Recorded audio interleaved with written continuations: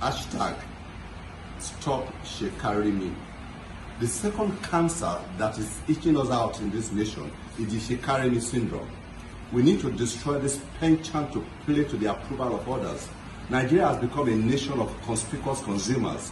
We buy things not for their intrinsic value or functionality, but to make a statement on our perceived status to an audience we hope is watching us. We borrow money to buy things we don't need, which to show to people we don't even know and we don't even care. How we measure up in the eyes of other people has become the driving force behind most of our endeavors. We dress to kill in order to impress. Let us show them without thought to who the them is. We drive the most expensive cars and throw lavish parties. We wear designer dresses and eat imported foods and wines. It's not good enough unless it's foreign, no longer about the functionality. It must be loud and they must hear. Merchandisers and advertisers tap into our insecurity, fears, and attempts to measure up. I heard about a case when a funeral parlor gleefully told some people, yeah, we only carry imported caskets to obviously demonstrate class. Even though these people could afford it, they walked away. They insisted on buying a locally made casket. And this, to my mind, is the way it should be.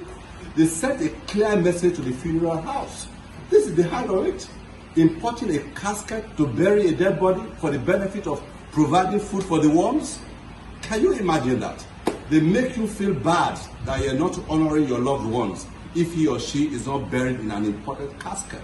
We should turn this around. We must refuse to export jobs that belong to our young people. We must refuse to patronize foreign where there's a local alternative. We must try to make do with less where less is adequate. We must avoid conspicuous consumption. Can a governor, for instance, do with 50% less in his convoy? Can he even go further? Go in a bus to inspect a project with his aides instead of a convoy, and even have meetings in transit where feasible? Can we fly commercial instead of private jets without the need to prove any point to anybody? The pros are tremendous. Number one, we honor the memories of our young ones who are about to pay the supreme sacrifice.